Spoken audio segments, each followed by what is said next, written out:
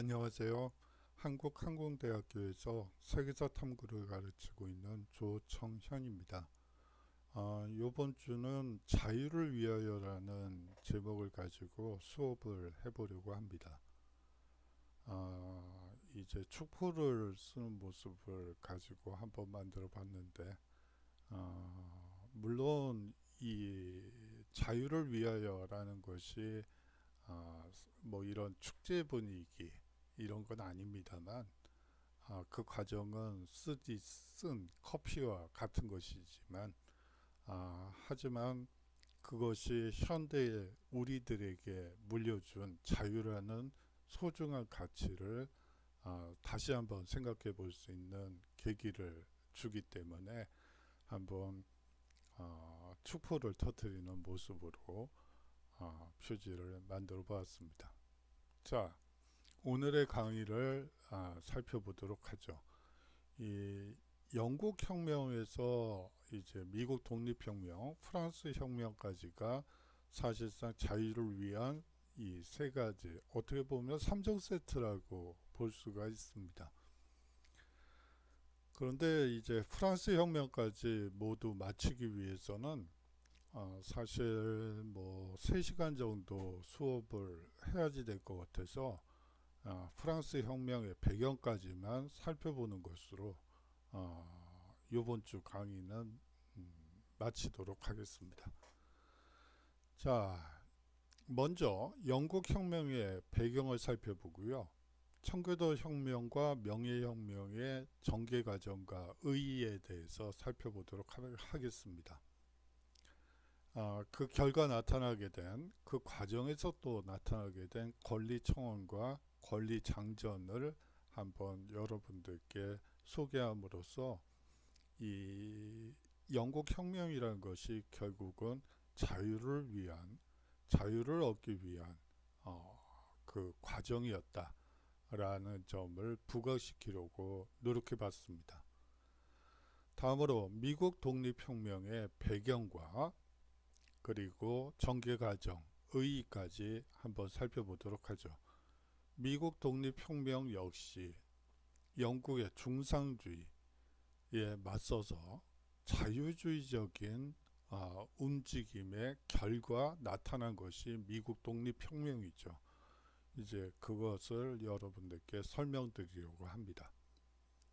이제 마지막으로 프랑스 혁명의 배경에 대해서 간단하게 살펴보려고 합니다. 뭐 프랑스 혁명의 배경을 얘기를 하자면 뭐 궁정의 사치를 많이 얘기들을 하고요. 뭐 마리 앙뚜아네트가 빵이 없으면 비스켓을 먹으면 되지 않느냐라고 말을 했다고 얘기들을 하고 있지만, 이제 그 비스켓이라는 것이 가지는 의미가, 그 말이 지금과 다른 개념의 비스켓이에요. 우리식으로 하자면 그 비스켓은 누룽지죠. 밥이 없으면 그래도 누룽지라도 있지 않나요? 아유, 그거 참 걱정이네요. 라고 얘기했던 부분이 사실 많이 왜곡돼서 그러한 말이 와전돼서 얘기되고 있죠. 그렇다면 왕정에서 쓴 행사 비용이나 뭐 그런 것들은 몇 퍼센트고, 뭐 그런 부분들을 여러분들이 아셔야 될 것 같아서 한번 그런 거 위주로 해서 한번 정리를 해봤습니다. 자, 영국 혁명의 배경부터 얘기를 시작해 보도록 하겠습니다. 또 양이 등장하네요.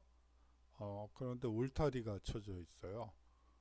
울타리를 쳐서 이제 소위 말하는 젠틀 계급들이, 이게 사실은 평민들도 자유롭게 이용할 수 있었던 방목지였죠. 거기다가 울타리를 쳐서 여기는 내 땅이야 라고 이제 센트리 계급이 얘기하기 시작하면서 이제 농민들이 토지를 떠나서 도시로 흘러 들어가는 현상이 나타나게 됩니다.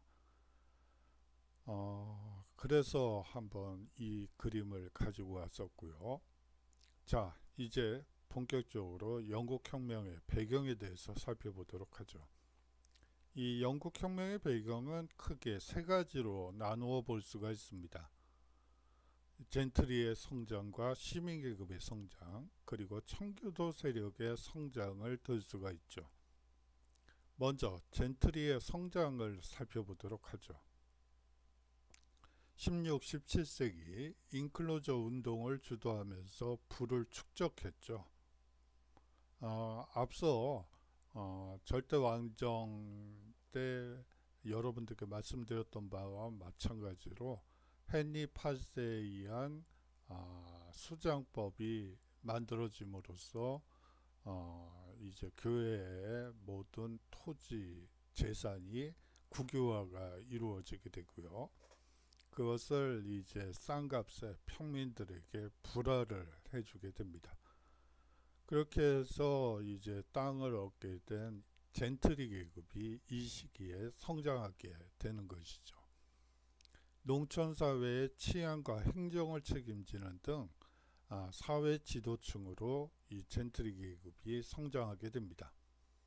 자, 이제 지방 치안과 행정 책임자로서 사실상 이 젠트리 계급이 성장하게 되는 것이죠. 다음으로 시민계급의 성장이 두 번째입니다. 도시의 상공업이 발전하면서 상인, 제조업자, 법률가, 의사와 같은 시민계급이 성장하게 되죠. 여기서 이제 중요한 역할을 하는 계층이 법률가라고 볼 수가 있습니다. 의회는 법률을 제정하는 것이죠. 그러다 보니까 이 법률가, 특히 변호사들이 많이 의회에 진출하게 됩니다. 프랑스 혁명에서 유명하다는 사람들은 대부분 법률가 출신들이죠. 그거는 이제 나중에 살펴보도록 하고요. 다음으로 세 번째 영국혁명의 배경은 이 청교도 세력의 성장을 들 수가 있습니다. 이 청교도인 젠트리와 시민계급이 의회에 다수가 진출하게 되면서 이제 영국혁명의 이제 시작을 알리게 되는 것이죠. 먼저 이 청교도와 젠트리가 어떤 것인지, 어떤 사람들을 얘기하는 것인지 살펴보도록 하겠어요. 그런데 옆에 그림을 보시면 좀 자유분방한 모습 같기도 하고요. 이제 학생들이 앉아 있고 선생님께서 많은 얘기들을 이제 가르치고 있죠. 그런데 이분은 누구일까요? 이 아가씨는 또 누구죠? 그래요. 이제 언니가 여자이죠. 언니가 수업을 듣고 들어온 것을 구경하기 위해서 동생이 유모와 함께 이제 수업을 듣고 있죠. 이 유모는 이제 공부를 하고 싶은 마음이 굴뚝 같은 거죠. 그래요. 요새 학교 분위기와는 달라도 너무 다른 모습이어서 여러분들께 이 시기의 분위기를 좀 느껴보라고 가져왔습니다. 그런데 이거는 19세기의 모습이에요. 이 시기하고는 맞지는 않지만 여러분들이 이 초기 초등학교의 모습을 한번 보라는 의미에서 그런 것이고요. 우리나라에서도 근대 학교들이 처음에 만들어졌을 때 양반들이 자기 집 이제 하인들 데리고 와서 그런 모습들도 연상이 돼서 한번 가지고 왔습니다. 자, 먼저 청교도를 살펴보도록 하죠. 16, 17세기 잉글랜드에서 칼벤주의의 흐름을 이어받은 프로테스탄트 개혁파를 청교도라고 얘기를 하는데요. 이 잉글랜드의 프로테스탄트들은 이 가톨릭의 흔적이 많이 남아있던 영국 국교회를 청결하게 만들어야 한다고 주장하면서 스스로를 청교도라, 퓨리턴이라 얘기했습니다. 이들은 칼뱅주의에 근거하여 가톨릭적인 제도와 의식을 배격했죠. 엄격한 도덕과 이 일요일의 신성한 엄수, 그리고 향락의 제한 등을 주장하게 됩니다. 이 청교도들과 가톨릭교도 사이에는 뭐 큰 차이가 있었던, 일상생활 면에서 가장 상당히 큰 차이가 있었던 것으로 나타나고 있어요. 뭐 예를 들어서 이 당시에는 교회가 출생신고, 사망신고, 결혼신고를 받았죠. 그렇기 때문에 이제 인구 통계를 교회가 관장하게 됩니다. 그런데 이제 가톨릭교가 우세한 지역과 청교도들이 우세한 지역에 있어서 이제 아이의 숫자가 큰 차이가 나타납니다.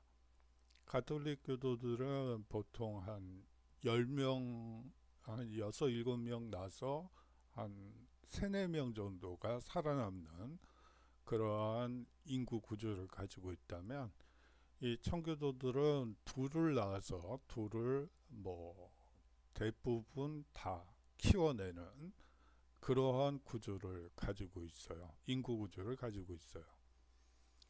이 아이에 대한 인식도 이제 달라진다는 것을 의미하죠. 하늘이 준 거니까 하늘이 알아서 뭐 키워주겠지. 이게 이제 가톨릭적이라면, 이제 청교도들은 사실상 아버지로서, 부모로서 책임감을 가지고 적정수의 아이를 낳아서 잘 교육시켜야 된다라는 게 전제가 된 것이죠. 뭐 이것과 관련된 연구들은 많은데요. 시간 관계상 그 정도로만 말씀드리겠습니다. 젠트리는요, 이 법적인 명확한 규정은 없습니다. 대체로 자기를 가진 귀족보다는 그 지위가 낮으나 농민보다는 상위에 있는 중소지주층을 가리키는 다소 애매한 표현이라고 볼 수가 있습니다. 이 16, 17세기 농촌에서 인클로저 운동을 주도하며 크게 성장하게 되고요. 앞서 얘기한 바대로 하원에서 다수를 차지하고 지방에서는 치안 판사를 맡아 집안 행정을 장악하게 됩니다. 자, 이제 청교도 혁명이 발발하게 됩니다. 크로멜이죠. 자, 이 청교도 혁명의 원인을 살펴보도록 하죠. 이 스튜어트 왕조의 전제 정치가 한 이유가 돼서 청교도 혁명이 발발하게 됩니다. 제임스 1세와 찰스 1세의 전제 정치가 연이어 나타나게 되죠. 이 제임스 1세와 찰스 1세는 왕권 신수설을 주장해서 의회를 무시하고 국교회를 강화하여 하고 이 청교도를 박해하게 됩니다. 이렇게 되면서 왕과 청교도들이 많이 진출했던 의회의 대립이 발생하게 되죠. 이 청교도 혁명의 전개 과정은요, 의회는 찰스 1세에게 권리 청원을 제출하게 되는데요. 이 찰스 1세는 권리 청원을 승인한 바로 직후 의회를 해산시킵니다. 권리 청원은 의회의 동의 없이는 과세할 수 없다. 국왕의 자의적인 인신구속 금지 등이 적시되어 있습니다. 이 권리 청원이라는 것은 의회의 동의 없이 과세 없다. 그리고 국왕의 자의적인 인신구속 금지, 이러한 것들이 규정되어 있기 때문에 이 자유에서 상당히 자유를 위한 사실 첫 폭죽이었다 라고 여러분들이 생각하시면 될 것 같아요. 자, 다음 이제 스코틀랜드 장로파의 반란이 일어나게 됩니다. 찰스 1세는요, 전쟁 비용 마련을 위해 의회를 소집하게 되죠. 의회는 왕의 과세 요구를 거절하게 됩니다. 왕당파와 의회파 사이에 내전이 발생하고요. 크롬웰이 이끄는 의회파가 승리하게 되고 결과적으로 찰스 1세는 사실상 처형당하게 되면서 영국에서 처음으로 공화정이라는 새로운 실험을 시작하게 됩니다. 자, 이제 이 당시에 의회는 왕의 거수기였어요. 여러분들이 좀 이게 또 무슨 얘기인가 싶은 생각이 들 수도 있겠는데요. 의회는 사실상 죄송합니다.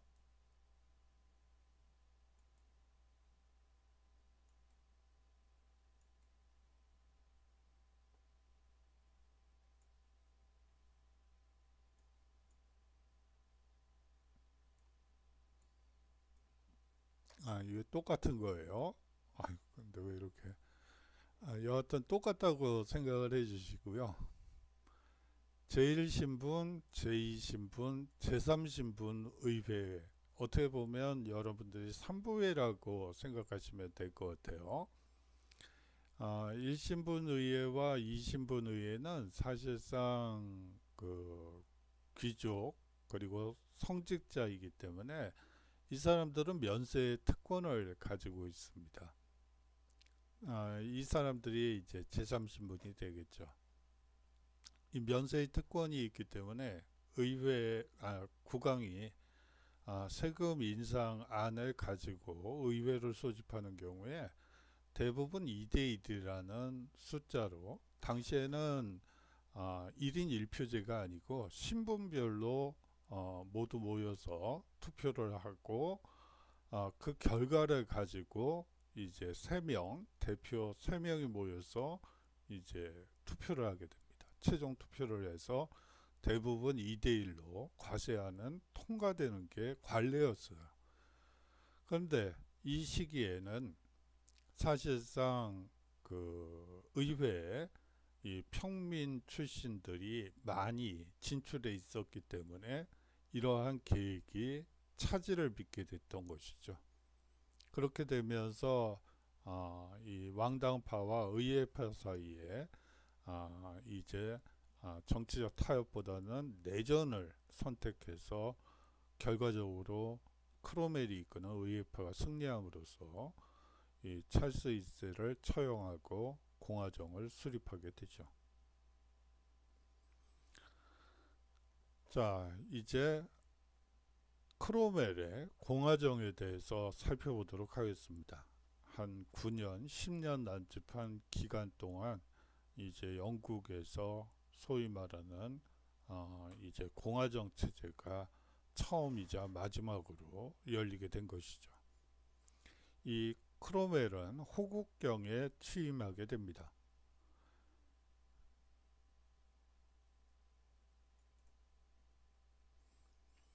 그리고요, 청교도주의에 입각한 금욕적인 독재 정치를 실시하게 되죠.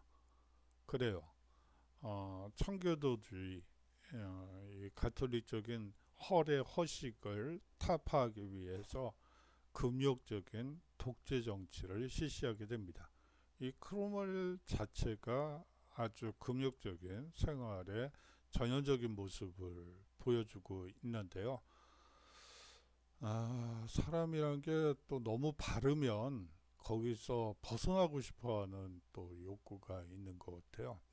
그래서 그런지 이 사람이 초기의 인기와는 다르게 후반기로 갈수록 이제 사람들이 염증을, 독재에 대한 금욕, 특히 금욕에 대한 염증을 느끼게 되면서 공화정 체제가 무너지게 되는 것입니다. 자, 다음으로 네덜란드의 중개무역에 타격을 입히기 위해 항해법을 제정하게 됩니다. 자, 여기서 핵심은 이 중개무역에 타격을 입히기 위해 중상주의적인 항해법을 제정했다는 점이죠. 자, 이제 사실상 절대왕정과 그다지 다르지 않은 정책을 추진하고 있다는 점을 여러분들이 느끼실 수 있어야 돼요. 다음으로 아일랜드 정복 사업을 단행하게 되고요. 하지만 크롬웨사우 이제 금욕적인 독재 정치의 염증을 느낀 이 영국 시민과 의회에 의해서 왕정 복구가 이루어져 찰스 2세가 즉위하게 됩니다. 자, 찰스 2세 왕위 즉위식 그림인데요. 그 복장이 사실 하이힐에다가 이제 스타킹에다가 이제 핫팬츠에다가 뭐 이런 식의 옷을 입고 있어요. 이게 사실 전형적인 왕과 귀족의 복장이라고 여러분들이 생각하시면 돼요. 뭐 지금은 여성 복장이 되어버렸지만 이거는 전형적인 여성 복장이 되어버렸죠. 하지만 이것도 이 시대 분위기에 따라서 또 시대 상황에 따라서 의상도 남녀로 이제 누가 입는지가 결정되는 그러한 경향도 있다는 것을 여러분들이 한번 느껴보시라고 한번 마련해 봤어요. 자, 항해법은요, 네덜란드의 중개무역에 타격을 입힌과 동시에 영국의 상공업과 해운업을 보호 육성하려고 제정한 법입니다. 자, 아주 전형적인 중상주의죠. 영국의 상공업과 해운업을 보호 육성하려고 제정한 법이었다는 말 속에 이 중상주의의 아주 그 냄새가 물씬 풍겨나고 있죠. 유럽 이외의 지역으로부터 영국이나 영국 식민지의 상품을 운반하는 선박은 영국이나 혹은 그 식민지 소속 선박이어야 한다고 법률에 못 박아 두었습니다.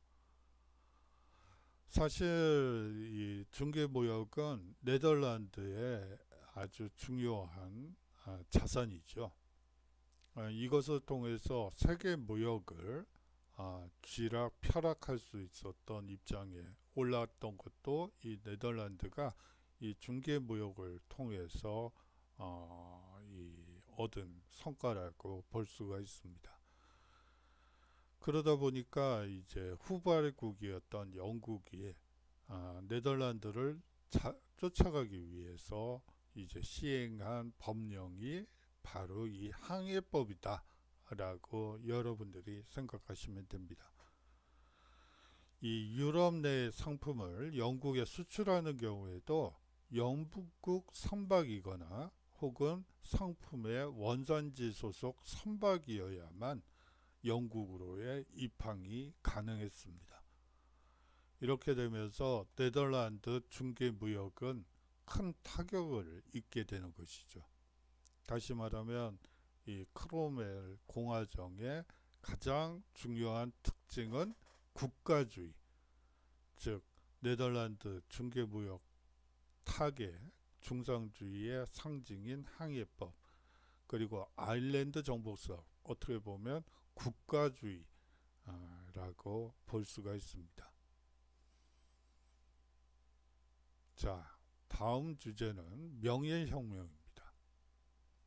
이 원인은요, 왕정 복구 후에 찰스 2세는 가톨릭 교도를 우대하고 전제 정치를 강화하려 했죠.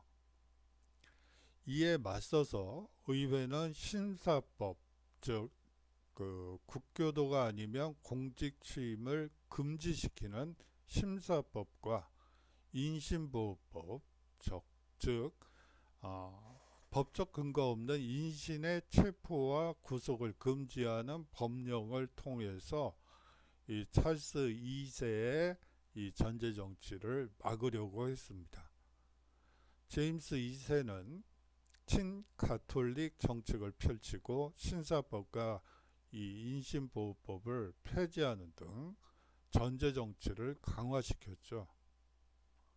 이렇게 되면서 사실상 이 국왕과 의회 사이에 또 다른 긴장, 대립이 격화되게 됩니다. 의회가 네덜란드 총독 윌리엄의 군대를 끌어들이자 제임스 2세는 프랑스로 망명하게 됩니다. 의회는 제임스 2세의 딸 메리와 그의 남편인 윌리엄을 공동왕으로 추대하게 되고요. 그 결과 권리장전이 승인되고 의회 중심의 입헌군주제의 토대가 마련되게 됩니다. 이 부분은 뒤에서 자세히 설명드릴게요. 이 권리장전의 주요 내용을 한번 보도록 하죠. 국왕이 의회의 동의 없이 법의 효력을 정지하거나 법의 집행을 정지하는 것은 위법이다. 앞서 심사법과 인신보호법에 거부권을 행사했던 이 국왕에 대한 대응이 바로 의회의 동의 없이 법의 효력을 정지하거나 법의 집행을 정지하는 것은 위법이라는 말 속에 이 국왕을 견제하는 그리고 국왕의 전제 정치를 통제하는 자유주의적인 모습이 보입니다. 자, 구체적으로 사조를 살펴보면요. 국왕이 의회의 승인 없이 세금을 징수하는 것은 위법이다. 국왕이 아무 이유 없이 의회의 동의도 걸치지 않은 상태에서 세금을 마구잡이로 걷어들이는 것은 위법한 행동이라고 규정한 것이죠. 6조 의회의 동의 없이 상비군을 징집하여 유지하는 것은 위법이다.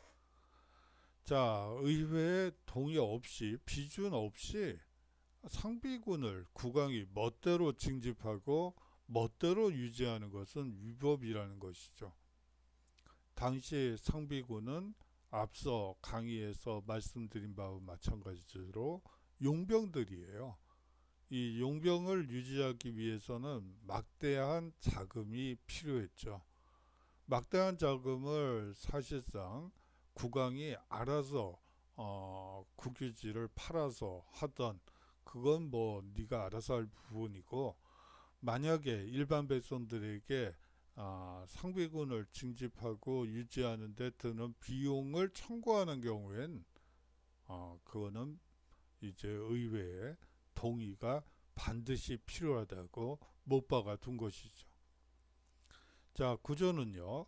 의회 내에서 토론하고 논의하는 것은 의회 아닌 어떤 곳에서도 고발당하거나 신문당하지 않는다 라는 규정을 둠으로써 의회 내에서의 자유로운 토론과 논의가 가능할 수 있는 법적 이 장치를 마련했다고 볼 수가 있습니다.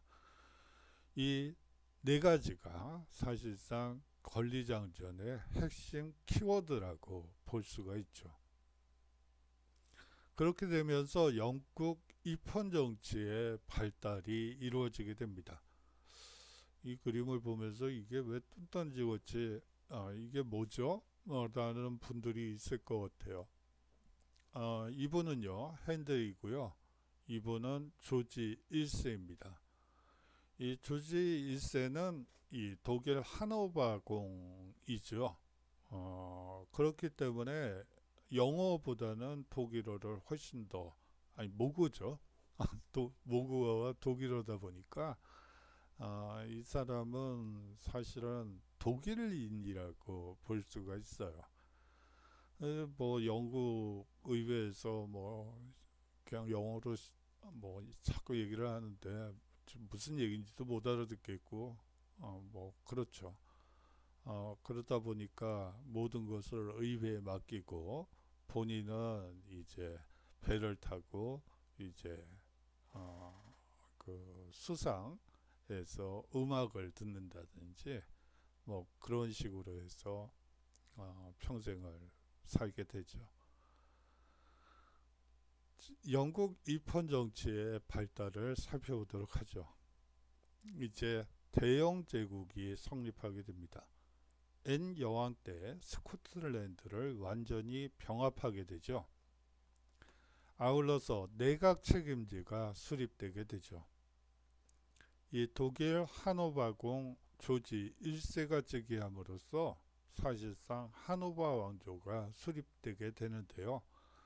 사실상 영국에 어떠한 정치적 입지가 전혀 없죠. 뭐 하노바 출신이 뭐 영국에 무슨 지분이 있는 것도 아니고요. 어떤 영향력을 행사할 수 있는 입장이 아니었어요. 어떻게 보면 허수아비 임금을 하나 앉혀놓은 거라고 여러분들이 보시면 되고요. 이제 정치는 의회의 다수 정당이 내각을 조직해서 정치를 하게 됩니다. 따라서 국왕은 군림하지만 통치하지 않는다는 영국의 입헌 정치 전통이 수립되게 되죠. 이제 그렇게 되면서 대영 제국이 탄생하게 됩니다.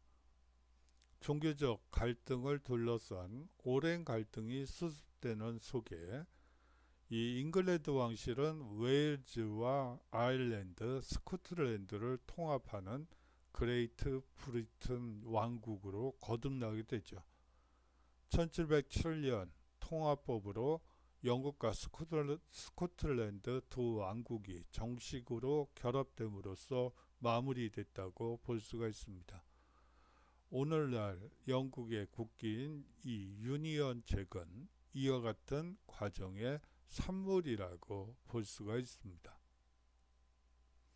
자, 이제 영국 혁명의 의의를 살펴보도록 하는데요. 이 영국 혁명과 관련해서는 뭐 여러 가지 얘기들이 있어요. 뭐 그렇지만 두 가지로 요약을 하면요. 먼저 전형적인 부르주아 혁명이 아니라고 보는 입장이 있습니다. 사회 경제적 요인이 크게 적용하지 않았고 이 혁명 자체가 사회 경제적 변화를 가져온 것도 없기 때문이라는 거죠. 단지 정치적인 변화, 전제정치, 왕권 중심 혹은 국가주의를 상징하는 크롬웰 그러한 것들을 극복하고 사실상 입헌 민주정치로 나아가는 것에 지나지 않았다. 하지만 자유라는 기준으로 봤을 땐 상당히 또 다른 입장일 수밖에 없겠죠. 자, 다음으로 젠틀이나 시민계급이 단결한 것도 아니어서 왕당파와 의회파로 자신의 정치적 신조에 따라 갈라지는 특징을 가지고 있는 것도 사실입니다. 젠틀이나 시민계급은 모두 뭉쳐서 영국의 절대주의에 맞서 싸웠다. 뭐 이런 구도가 아니고요. 젠틀이나 시민계급이라고 해도 경우에 따라서는 자신의 친분관계, 사회 그런 것 때문에 왕당파가 될 수도 있고 의회파로가 될 수도 있는 아주 애매한 상황이었기 때문에 사실상 전형적인 부르주아 혁명으로 볼 수 없다라고 주장을 합니다. 또 다른 입장은요, 부르주아 혁명이라고 보는 입장입니다. 봉건제에서 자본주의로 이행하는 과정에서 일어난 사건이라는 것을 전제로 해서요, 자본주의로 이행하는 매우 중요한 계기가 되었다는 것이죠. 이제 항해법을 중심으로 한 사실상 보호무역주의를 통해서 자본주의로 이행하는 매우 중요한 계기가 되었다는 점을 부각시키고요. 또한 의회파의 중심이 된 젠틀이나 시민계급은 이 근대 사회로의 발전을 지향하는 진보 세력으로 간주되었다라고 얘기들 합니다. 이 진보라는 말과 보수라는 말이 있는데요. 이게 시대 상황에 따라서 진보와 보수가 달라져요. 뭐 예를 들어 프랑스 혁명이 초기에 일어났을 때는 이제 왕당파냐 아니면 공화파냐 평민파냐 왕당파냐 평민파냐가 진보와 보수를 나누는 기준이 되는 것이죠. 그 다음에 혁명이 어느 정도 진행된 다음에는 이제 사실상 입헌군주파냐 아니면 그냥 자유민주주의냐 이거가 진보와 보수를 나누는 기준이 됩니다. 그렇듯 이 진보 세력이라는 말이 가지는 의미는 사실 역사 속에서 시간과 공간을 명확히 보고 이제 평가를 내려야 되는 것이지 뭐 진보 세력 뭐 그래요. 그거는 이제 다음 시간에 구체적으로 살펴보도록 하죠. 이 넓은 의미에서 영국 혁명을 시민혁명에 속하는 것으로 볼 수 있다고 보는 입장이죠. 여기서 이제 핵심은 자유라는 측면을 강조하게 되면 사실상 전향적인 부르주아 혁명으로 볼 수가 있습니다. 앞서 권리 장전에서 여러분들이 느끼셨던 거와 마찬가지로 그 권리 장전의 핵심 내용들을 보면 사실상 자유를 추구하고 있고 그것은 부르주아가 가장 강조하는 가치 중에 하나고 그것은 지금까지도 유지되고 있는 보편적 가치이기도 하죠. 자, 다음 주제로 넘어가도록 하겠습니다. 미국 혁명의 배경을 한번 살펴보도록 하죠. 이 미국 혁명의 배경은 사실상 영국의 중상주의 정책 강화에 따라서 나타난 자유주의에 대한 바람 때문에 일어난 것으로 요약이 가능합니다. 자, 미국이 이제 건설되는 과정을 한번 살펴보도록 하죠. 이 영국의 북아메리카 식민지가 이제 건설이 되고요. 17세기가 되면 많은 영국인들이 신앙의 자유와 경제적 기회를 찾아 북아메리카로 이주하게 됩니다. 신앙의 자유 메이플라워호의 모습인데요. 물론 신앙의 자유를 찾아서 온 사람들도 많지만 경제적 기회를 찾아서 북아메리카로 이주한 사람들이 훨씬 더 많죠.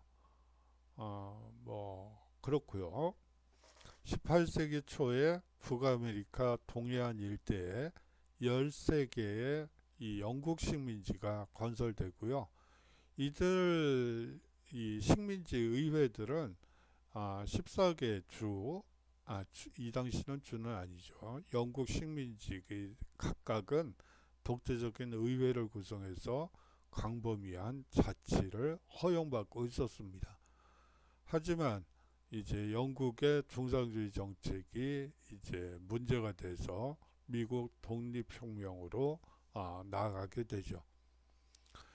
이러한 광범위한 자치와 독재적인 의회 구성을 인정해 줬던 영국 정부가 7년 전쟁을 계기로 해서 사실상 정책을 바꿔 중상주의 정책을 펼치게 됩니다.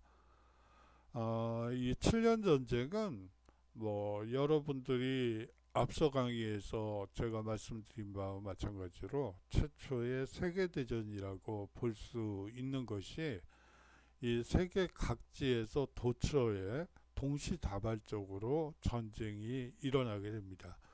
북아메리카에서는 프렌치 인디언 워, 그리고 인도 식민지에서는 이제 세포의 항쟁, 뭐 그런 것들이 일어나고요. 유럽 본토에서도 전쟁이 일어나고 세계 곳곳이 전쟁의 화염에 뒤덮이게 되죠. 그런데 이 전쟁터에서 영국은 다 개입이 돼 있어요. 모든 전선에, 심지어 아프리카 전선에까지 투입이 돼 있는 상황이었죠.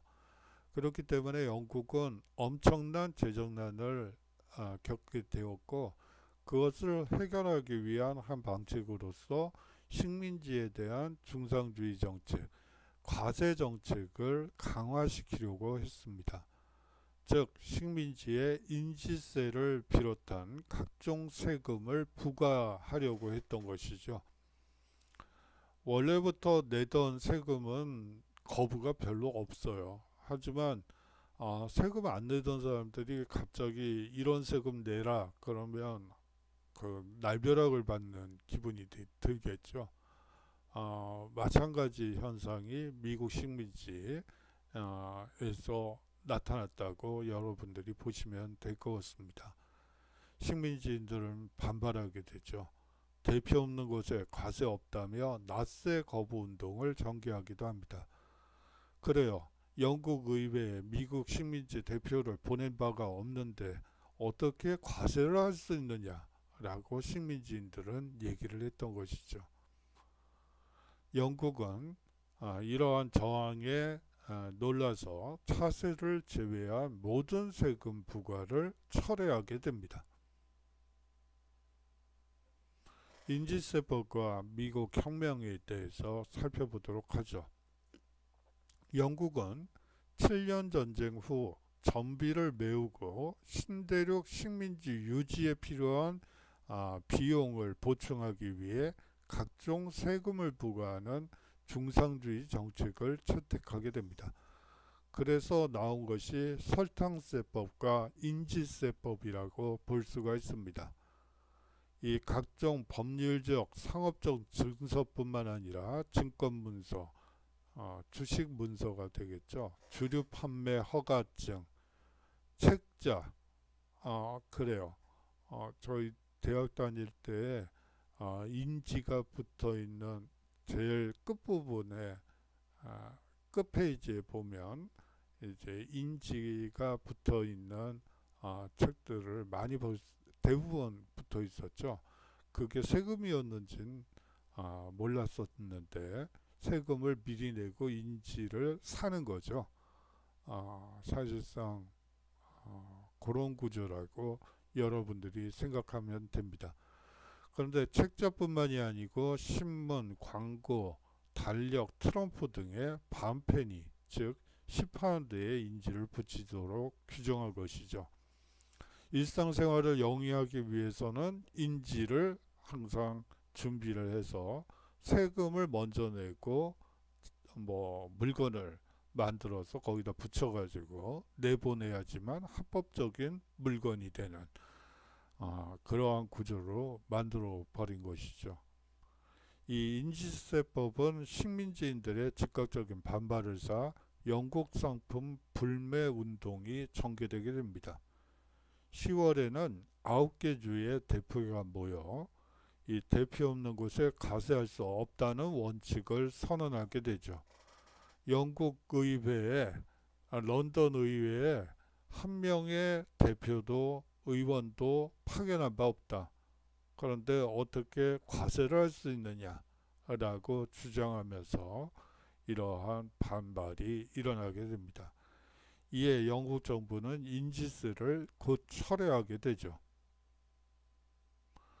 그 다음에 이게 그 전쟁을 도처에서 행하다 보니까 돈이 상당히 부족했던 영국 정부는 이 타운센트 법안을 또 통과시키게 됩니다.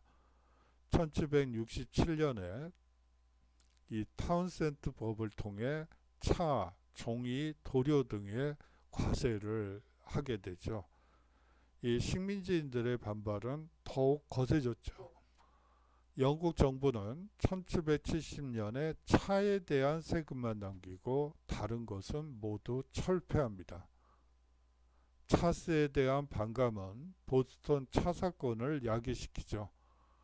이 미국은 영국은 차 문화가 발달돼 있죠. 여러 다양한 차를 마시면서 여가 활동을 하게 되는데요. 사람들 만나고 얘기하고 이러는데 이 미국은 차에 대한 이 본능적인 거부감이 있는 것 같아요. 그래서 차보다는 커피나 다른 음료를 가지고 이제 서로 모임을 갖고 얘기하고 그렇게 됩니다. 그 커피를 더 중요시 여기는 문화는 바로 이러한 경험에서 우러난 것이 아닌가 하는 생각도 개인적으로 드네요. 이에 대한 보복 조치로 영국 정부는 보스턴 항을 폐쇄하게 되고요. 이 영국 정부의 강경한 보복 정책과 억압 조치로 독립전쟁은 시작되게 됩니다. 자, 인디언으로 가정한 이 백인들이 이제 차를 집어 던지는 모습입니다. 차에 대한 본능적인 거부라고 볼 수가 있죠. 이 보스턴 차 사건은요, 1773년 12월 차를 싣고 보스턴 항해 정박 중이던 영국 동인도 회사 선박에 인디언으로 가정한 시민들이 난입하여 이 15,000여 파운드의 차를 바다에 투척한 사건을 얘기합니다. 이 보스턴 차 사건에 대한 영국 정부의 조치는 단호했죠. 보스턴 항을 폐쇄하고 탄압을 시작하게 됩니다. 이에 따라서 1차 대륙회의가 열려서 식민지인의 권리와 자유를 회복한다 라는 주장을 함으로써 사실상 미국 독립 혁명이 시작됐다고 볼 수가 있습니다. 이 무력 충돌이 그 다음에 있었고요. 보스턴 근교의 렉스턴 전투에서 이 교전이 영국군과 식민지 이 자치군 사이에 사실상 교전이 이루어짐으로써 이제 독립전쟁이 시작되게 됩니다. 2차 대륙회의가 열리게 되고요. 이제 워싱턴을 총사령관으로 선출한 뒤에 독립선언문을 발표하게 됩니다. 그 뒤에 식민지가 승리하게 되죠. 이 워싱턴의 활약과 프랑스 등 유럽 각국의 원조로 전세가 반전이 이루어져서 이 요크타운 전투에서 승리하게 됩니다. 이 프랑스 입장에서는 사실상 7년 전쟁에서 사실상 인도 전쟁에서 패해서 인도를 영국에 빼앗기고요. 이제 북미 전쟁에서 패해서 결국은 캐나다를 포기하게 되고 사실상 완전히 패전국의 지위로 전락하게 되죠. 그러는 와중에서 이제 이 미국 독립 전쟁이 일어났을 때 사실상 영국에 반대하는 미국이 너무나 고마웠죠.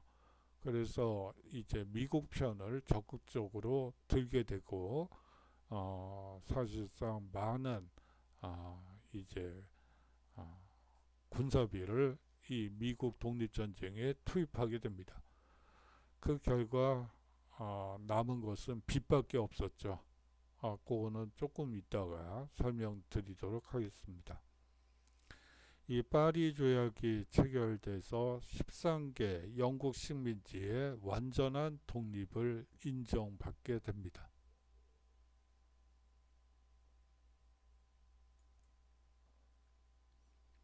자, 자유의 여신상이라는 조각품은 아니고요. 이게 건물이기도 하죠. 여기 엘리베이터도 있고 뭐 안으로 들어갈 수도 있으니까 건물이라고 볼 수도 있고요. 뭐 전망대라고 보셔도 될 것 같습니다. 사실 1학년 학생들의 경우에는 사실 취업하고는 약간 좀 거리가 멀기 때문에 1학년 때 사실은 세계 각지를 여행해 볼 수 있는 좋은 기회, 그리고 우리나라 각처를 여행할 수 있는 좋은 기회인데, 요번 코로나 때문에 뭐 전혀 못할 수밖에 없는 그런 상황이 돼버렸죠. 참,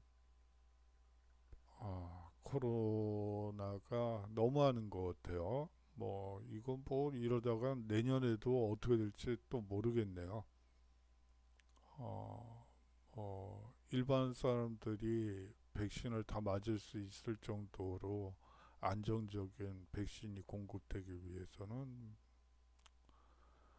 내년 초반기는 어려워 보여요. 뭐 여하튼 뭐 여기저기서 사람들 만나서 얘기 들어본 바로는 뭐 물론 카더라 통신이긴 하지만 뭐 어려워 보여요. 뭐 내년 후반기에도 글쎄요, 그렇게 쉽지는 않을 걸로 보입니다.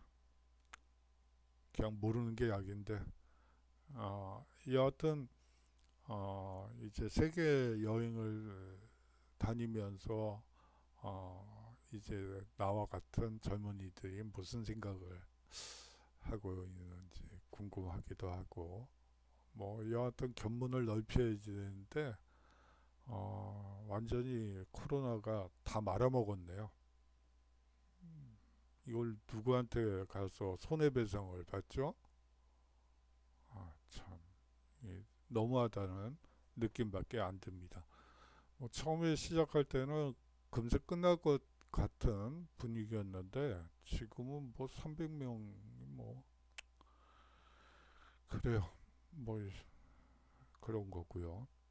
여하튼 뭐 이 자유의 여신상은 자유라는 상징성 때문에 세계문화유산으로 등재가 돼 있더라고요. 오늘 조사 하면서 사진을 이미지를 구하면서 한번 보니까 그렇게 돼 있어서 좀 놀랐던 개인적으로 놀랐던 기억이 있네요. 지금 방금요. 자, 아메리카 합중국의 탄생을 살펴보도록 하겠습니다. 이 아메리카 합중국은 세계 최초의 민주공화국이라고 볼 수가 있어요. 이 연방헌법을 1787년에 제정하게 됩니다. 연방주의와 삼권분립, 민주주의의 3대 원칙을 제정하게 되고요. 이 워싱턴을 초대 대통령으로 하는 아메리카 합중국이 탄생하게 되죠. 자, 연방주의, 삼권분립, 민주주의, 대통령제, 공화정, 이러한 새로운 실험이 시작됐다고 볼 수가 있습니다. 물론 이 공화국 체제라는 것이 뭐 미국에서 시작됐다고 볼 수는 없어요. 그 이전에 스위스의 작은 자치주들 중에서 공화정을 했던 경우도 있고요. 아울러서 네덜란드 연방공화국이라는 말 속에 들어있듯이 이 공화국인 국가들은 그 이전에도 제법 있었어요. 하지만 실질적인 민주공화국이 수립된 것은 미국이 최초라고 볼 수가 있습니다. 자, 미국 독립선언서의 주요 내용을 살펴보도록 하겠습니다. 거기에 앞서서 이 미국 독립선언서는요, 이 1776년 7월 4일 2차 대륙회의에서 채택되었죠. 이 토마스 제퍼슨이 기초한 문건으로서 로크의 정치 사상이 잘 반영되어 있고요. 아울러서 천부인권설, 주권재민설, 그리고 저항권 등을 명시하고 있습니다.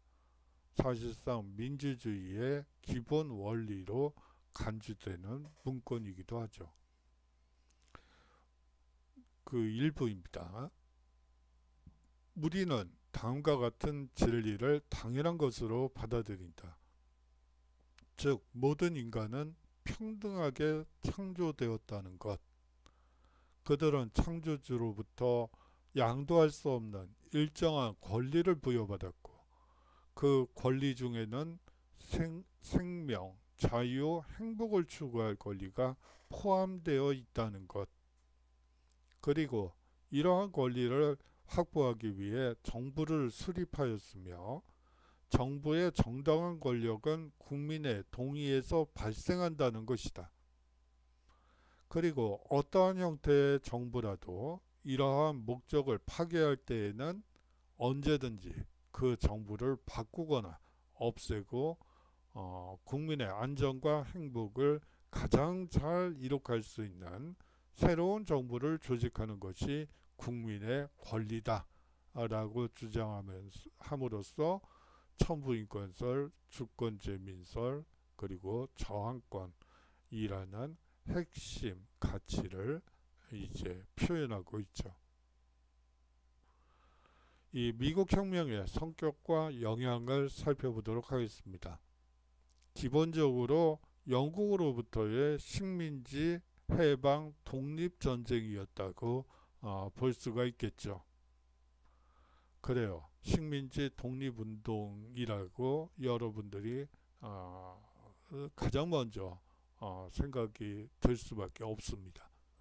그 다음으로 이제 영국의 중상주의 정책에 대항한 시민혁명. 여기서 시민혁명이란 말은 좀 모호하고요. 사실상 중상주의, 국가주의, 전제주의에 대한 저항으로서의 자유를 위한 전쟁이었다라고 얘기할 수 있습니다. 그래서 시작하면서 표지에 자유를 위하여 라고 적었던 것이죠. 독립선언문이나 합중국 헌법의 원리를 감안할 때 절대왕정과 귀족 지배에 반대하는 민주주의 혁명이라고 볼 수가 있겠죠. 미국 혁명을 통해 인류 역사상 처음으로 자유민주주의에 기초한 민주공화국이 수립된 점에서 미국을 이 자유를 위한 이 3종 세트라고 여러분들께 말씀드릴 수 있는 것입니다. 자, 다음으로 이 절대왕정의 지배하에 있던 유럽, 특히 프랑스 혁명에 큰 영향을 미치게 되죠.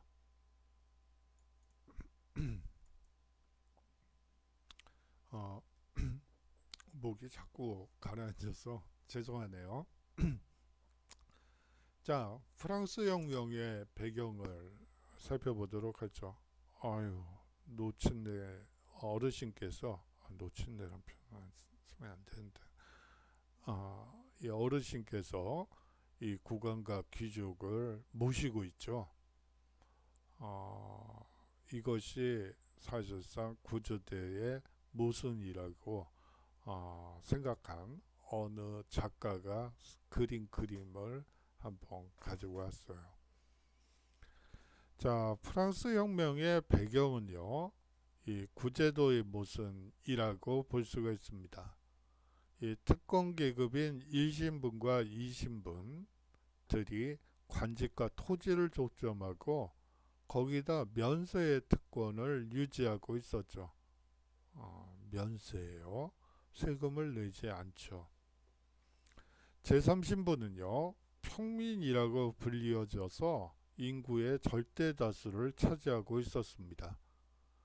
이들은 봉건적 의무와 과중한 세금 부담을 경험하고 있고요.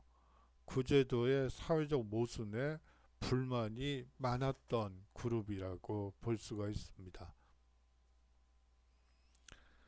아울러서 이 프랑스 혁명의 배경에는 시민계급의 성장도 큰 몫을 차지하고 있습니다. 이 상공업을 통해 경제적 부를 축적하고 계몽 세상을 받아들이며 성장하게 되죠. 절대 왕정의 전제 정치와 구제도의 모순을 타파하고 자유로운 시민사회를 건설하려고 이 시민계급은, 다시 말하면 이 제3신분인 평민은 주장을 했던 것입니다. 뭐 시민계급이라는 말이 좀 애매해요. 부르주아라고 봐도 될 거고요. 여하튼 그렇고요. 하지만 프랑스 혁명의 가장 결정적인 배경을 들자면 이 무엇보다도 왕실의 재정 위기를 들 수가 있습니다. 이 프랑스 혁명의 직접적 도화선이 되죠. 루이 14세 이래 계속된 전쟁과 왕실의 사치로 재정이 붕괴되게 됩니다. 왕실이 사치하지는 않았던 걸로 보여요. 뒤에서 보시게 되겠지만 왕실의 사치보다는 이 루이 14세 이래 그리고 루이 15세 때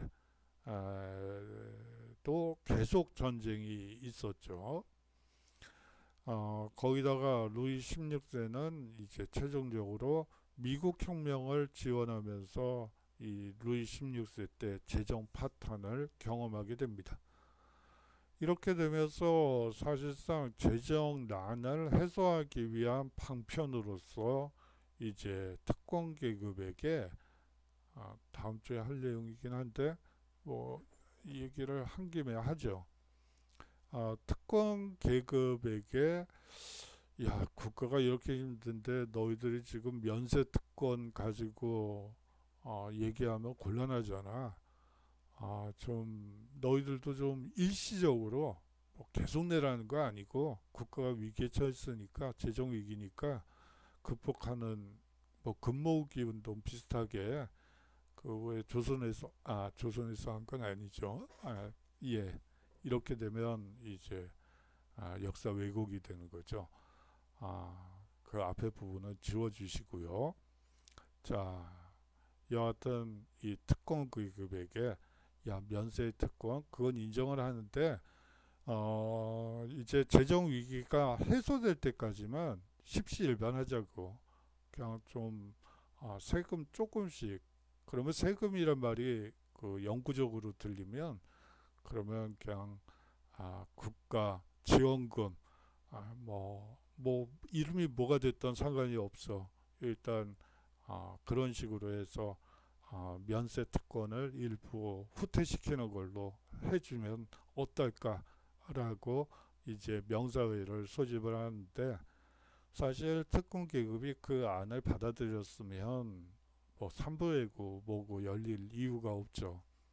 근데 이제 그거를 거부함으로써 사실상 프랑스 혁명에 이제 도화선이 됐다고 볼 수가 있습니다. 다음 주에 할 얘기를 약간 좀 앞질러 했네요. 자, 구제도를 한번 살펴보도록 하죠. 이 프랑스 혁명 직전에 프랑스 사회 전체를 총괄적으로 지칭하는 용어가 바로 구제도 혹은 구체제라고 합니다. 요 근래는 구제도라고 되어 있고요. 80년대, 90년대 초반까지는 구체제란 말이 더 일반적으로 쓰였어요. 이건 용어의 문제고, 뭐 구체제나 구제도는 거의 비슷한 용어이기 때문에 혼란의 여지가 없기 때문에 그냥 넘어가도록 하죠. 이 의미를 확대시켜서 근대화 이전의 사회를 가리키는 용어로도 사용이 됩니다. 전 근대 사회를 얘기하는 것으로서 구제도라고 얘기하는 사람도 있습니다. 이 구제도의 기본적 특징은요, 절대주의 시대의 근대적 발전에도 불구하고 사회 구조적으로 귀족적이고 봉건적인 세력이 잔존하는 현상을 얘기하죠. 뭐 예를 들어 도시에는 길드 제도가 남아 있습니다. 길드에서는 생산과 기술과 이 생산 과정, 생산량 그리고 판매 시간까지 모든 것이 규제주의로 일관되어 있죠. 만약에 그 규제에서 벗어나는 경우 이제 길드 구성원에서 이제 자격을 박탈하게 되면서 이제 거리에 난상이 되는 그런 것이기 때문에 사실상 자유주의하고는 아주 상관이 없는 제도라고 볼 수가 있습니다. 아울러서 농민들은 봉건적 공납의 의무를 지고 있었습니다. 그렇죠. 아직도 절대왕정은 사실상 봉건제의 일정 요소를 가지고 있었죠. 마지막으로 제1신분 성직자, 제2신분 귀족, 제3신분 평민이라는 신분제도가 존속하고 있었죠.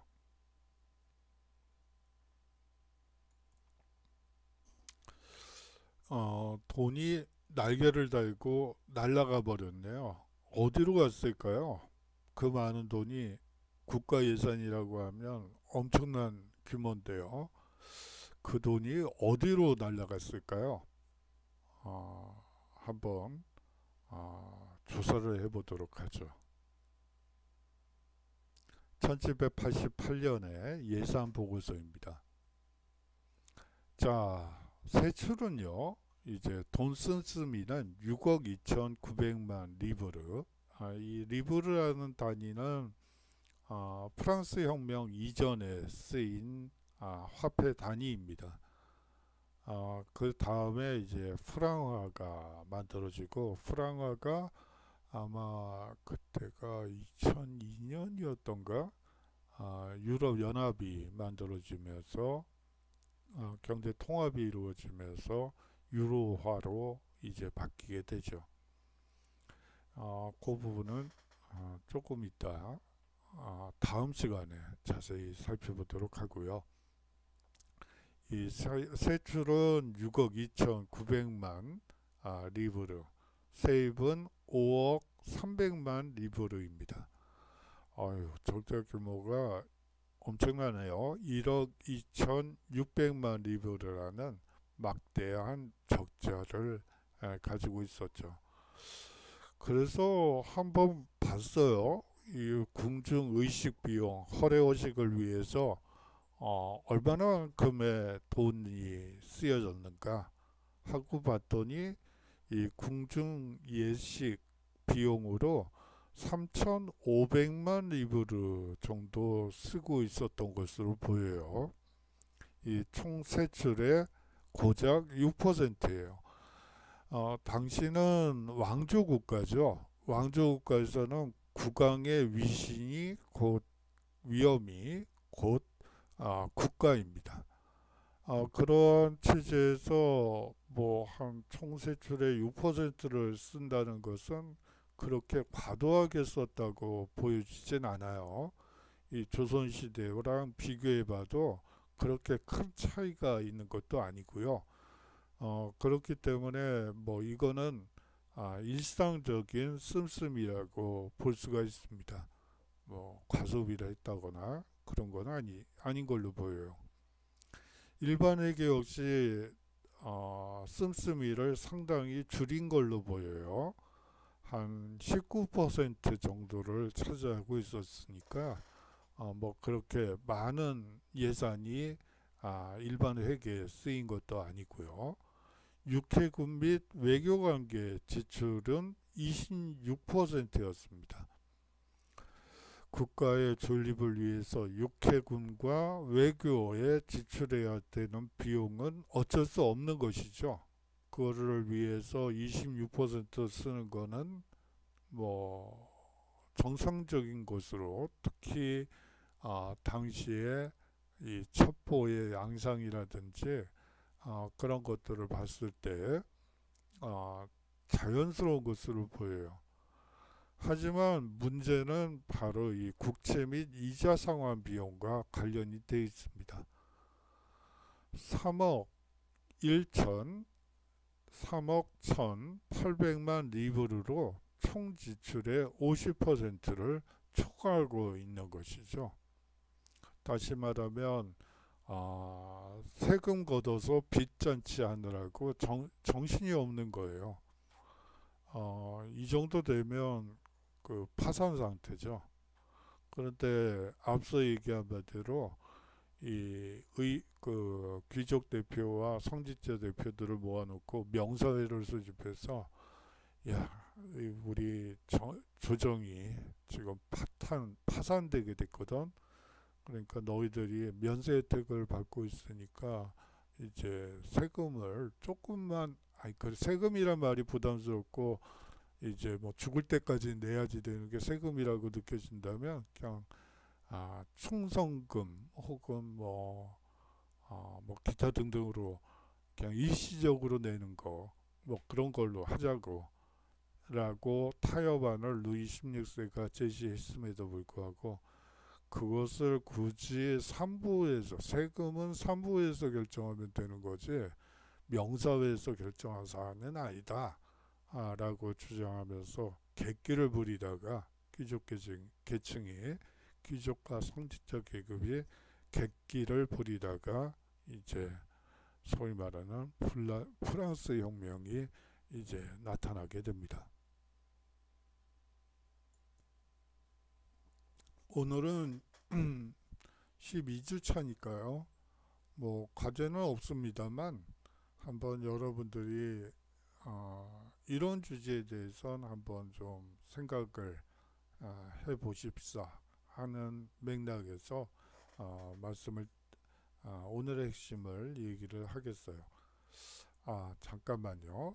이 앞서 궁정비용 총세출의 60%라는 금액과 함께 앞서 얘기한 바대로 마리 앙뚜아네트에 대한 많은 오해들이 있는 것 같아요. 이 사람은 뭐 이 루이 16세도 그렇고요. 사실상 시대 분위기에 적합한 인물이라고 볼 수가 있어요. 이 루이 16세는 상당히 타협적인 사람이에요. 이 뭐 예를 들어 이 왕당파와 의회파 사이에 갈등이 심해졌을 땐 그냥 그 왕당파 의원들도 국민회의에 들어가서 활동하라고. 지금 국가 파산 위기에 뭐 세금 거두려고 하는 건데 그러면서 일단 타협적인 여러 조치들을 취하게 되죠. 이 빵이 없으면 비스켓을 먹어라. 그 비스켓은 앞서 얘기한 바대로 사실상 누룽지예요. 그 식빵을 그 말려놓은 거라고 여러분들이 생각하면 돼요. 딱딱하죠. 그거를 우유나 커피에다가 담가서 먹는 그것을 비스코트라고 얘기를 하는데 뭐 영어로 번역하면 비스켓이고요. 그거를 얘기를 합니다. 그거는 이제 가난한 사람들이 이제 식빵 같은 거 빵을 구하기 어려울 때 이제 부스러기 빵 남은 빵들을 모아다가 이제 보관을 하죠. 그것이 이제 굳어지면 비스코트가 되는 것이고 그거를 이제 우유나 뭐 그런 걸로 찍어서 먹는 거라고 여러분들이 생각하시면 돼요. 그래서 이제 마리 앙뚜아네트가 그러면 빵이 없으면 비스케트도 없는 거야? 이렇게 얘기했던 것이 결국은 그런 오해가 나타나게 되면서 문제의 발단이 되죠. 그래요.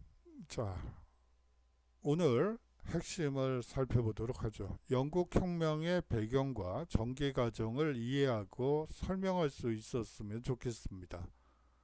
다음으로 미국 독립혁명의 배경과 전개 과정을 이해하고 설명할 수 있었으면 좋겠네요. 이 프랑스 혁명의 배경에 대해 여러분들이 설명할 수 있으면 좋겠습니다. 자, 이제 종강으로 내려가고 있네요. 뭐 시험은 저번 학기처럼 아마 학교에서 시험을 볼 것 같아요. 그거는 이제 기민하게 학교 행정회의를 참가하면서 여러분들께 공지를 드리도록 하죠.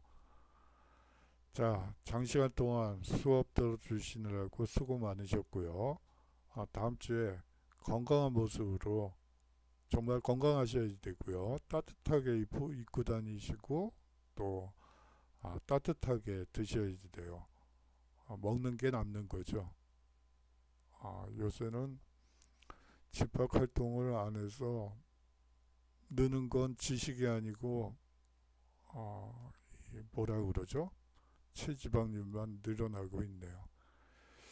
여하튼 좀 바깥 바람도 이제 세긴 세야지 될 텐데 이제 또 뭐 2단계다 뭐 2.5단계다 뭐 사람 심나게 만드네요.